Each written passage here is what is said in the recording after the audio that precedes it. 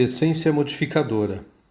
Essência, aquilo que é o mais básico, o mais central.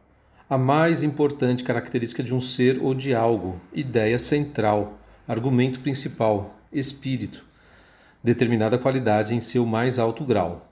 Substância, qualquer espécie de matéria, o que subsiste por si mesmo ou independentemente de todo o acidente determinado. A matéria de que é formado um corpo e em virtude da qual esse corpo apresenta certas qualidades particulares. Modificadora, que ou o que modifica, qualquer gene que afeta a expressão de outro gene, gene de modificação. Numa análise em constituintes imediatos, elemento cuja distribuição diverge da distribuição da construção total. Essência modificadora poderia ser considerado como o ponto do núcleo duro do comportamento humano.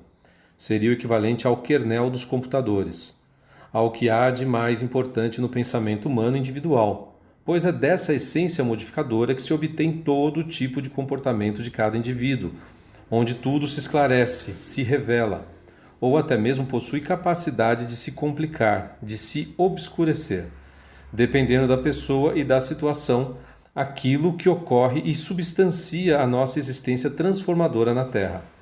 Todo pensamento dualista, maniqueísta, binário, todo o resultado da nossa permanência enquanto ser sobrevivente de cenários adversos, seguidos de mais e mais outros cenários adversos, muitas vezes contraditórios quanto à permanência da vida, seja na parte física, psíquica ou intelectual do ser humano.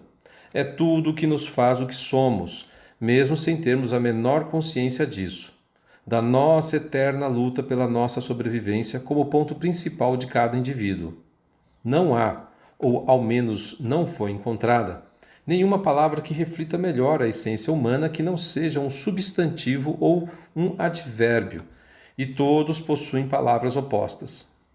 Devo fazer uma ressalva ao verbo, pois esse implica em algo como uma referência ao movimento, como nascer ou não nascer, comer ou não comer, viver ou não viver. O oposto sempre acompanhado pelo prefixo não. Por ser revelador das questões mais íntimas de um ser humano, de maneira individualizada, por princípio, não será contemplado o verbo como objeto de análise para este livro, por um motivo bem simples, respeitando o que diz a Bíblia. Abre aspas. No início era o verbo, e o verbo estava com Deus, e o verbo era Deus. Fecha aspas. Como uma referência à criação do mundo, o que certamente é anterior à essência modificadora do homem, ou seja, o que substancia e que modifica um verbo não tem como ser anterior ao próprio verbo. A ação humana é uma consequência da própria existência ou de sua consciência existencial. Logo, não haverá aqui, nesse contexto, o que se referir aos pares de opostos com relação ao verbo. Nada se opõe a Deus, assim como nada se opõe à luz, nada se opõe à vida. Ao longo do livro, o leitor poderá encontrar pontos, argumentos e até discordâncias e concluir da melhor maneira possível a respeito da questão aqui apontada, lembrando sempre que este não é um livro de cunho religioso e nem de apelo científico. Cada ser humano deve ter a liberdade e a responsabilidade de pensar o que quiser dos temas aqui propostos. O peso da própria vida e da própria liberdade deve e sempre será de responsabilidade de cada indivíduo.